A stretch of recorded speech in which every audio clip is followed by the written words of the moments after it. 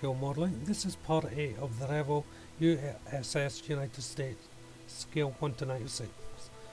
In part 8 I'm going to be dealing with building the foremast predominantly. This is where the build becomes a little bit more technical because of the rigging and so forth. So let's jump into the build. To start off with, I have to build the main structure of the mast for the bottom part, and it's just a simple case of marrying them up. Now I've pre-painted these in Revell Aquacolor 05 white on the previous video, and remember that was just the first coat, the base coat, because there'll be a little bit more work needing doing to this once it's bonded together. You will also need a couple of clamps just to hold this part, because the length of it will bow out slightly and it can be difficult to seal up without a clamp. Next is the foremast crosspiece. This is the first platform on the mast, and I'm having to build in the rope pulleys there. There's 2 on each corner that's got to be made up, and then I'm doing this by just pulling a piece of thread through and tying it off through simple slip knots and a double tie knot. There's probably a better way to do this, to be absolutely honest with you, but this is the way I'm comfortable doing it. The main thing is just to make sure that they're secure on the part that you're building it on. It can be very fiddly and tricky. I mean, this took a while to do. I'm putting the last ones on now, but it took quite a while to do. But once you get the hang of it, you'll feel more comfortable doing it.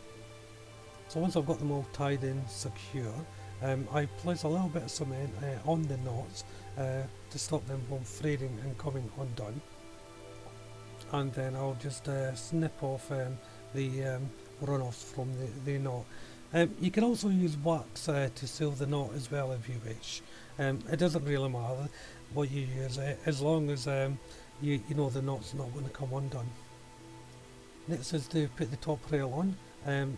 The location points of that are well defined, like throughout this model, so it's easy enough to put on. You may need to have a little bit of clamp to hold it in place if you want to go on to the next stage. Back to the main mast now, and I'm using Tamiya's weathering powder, and I'm using the gunmetal component here, and I'm just highlighting the ridges through the mast. I should point out though, off camera, I did put on the second coat of paint and tidied up the seams by filing them first, then repainting. Now you want to dry fit the crossfree to the lower mast before you put any cement in. They're generally a bit tight to fit in, so you may need to apply a little bit of pressure to get them in position.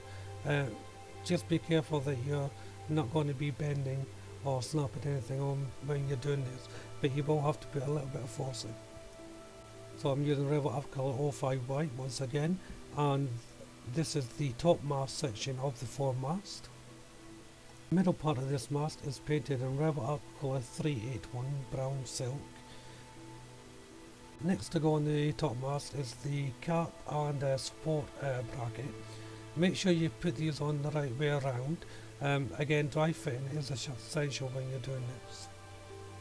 The mast does have its location points for these parts to be fitted onto, but like I said, don't cement until after you've dry fitted and the parts in situ. Also be careful, I almost missed these 2 parts out. There are 2 little brackets that go onto the lower mast, although it's better to fit them after the cross piece is fitted. I did almost miss them. So fitting the top mast, like everything, dry fit, I'll keep on saying it. Make sure it's in position before you push down into the bracket. The bracket fits in really nicely and helps keep the mast straight. It's also a good idea at this stage to touch up any paintwork as you go along, because you don't want to miss anything out. So the next part of the mast is the top gallant part. That was painted in the white colour, the Revell Aquacolor 05 white. and the tip is 381 brown silk. And those are the two predominant colours I'll be using on the mask. You fit the gallant mast basically the same as the top mask, putting down the cap and bracket to hold it into place before attaching it to the top mast. Like the top mast, try and get it as straight as possible. Obviously dry fit, yes, I said it again, and make sure you don't cement until you're happy with it. As you can see there, I've been testing dry fitting until I'm 100% sure it fit. Then the last part of the mast to go on, again the cap gets pushed down into position before placing on the mast like the other three sections. And this all works in construction to keep the mast steady and in one place. It's quite a very clever design, obviously. It's been going down for the centuries. But it's good to see how these things are put together. Then once it's done, just check it for to make sure everything is okay before going on to the cross sections of the mast. I'm using 09 anthracite for the yard arms, and I'm painting on the sprue. Now it's essential that you do main part of the rigging on these yard arms before you actually attach them to the mast. So look at the instructions carefully. The instructions for this kit are very well laid out and shows you exactly how to rig the yard arms. If you're not sure, there's plenty of pictures online, or just go with the feel of it and see how you get on. So to start off with, I'm just making little slip knot loops and pushing them on to the yard arm. Then I'll be tightening these up, but make sure you have plenty of give in them to start with.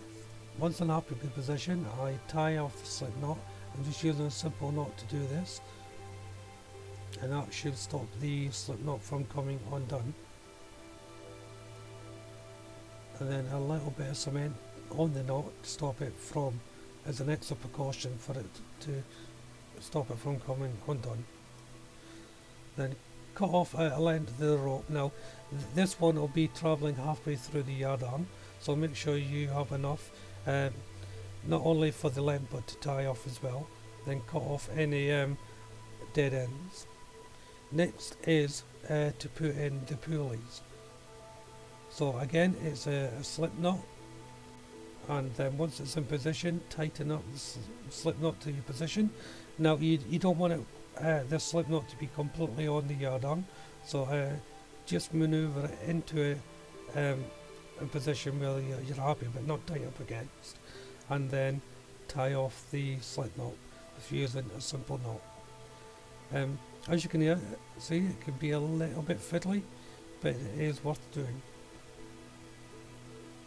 There's now time to put in the first pulley, so I'm using my threader here through the eye of the pulley.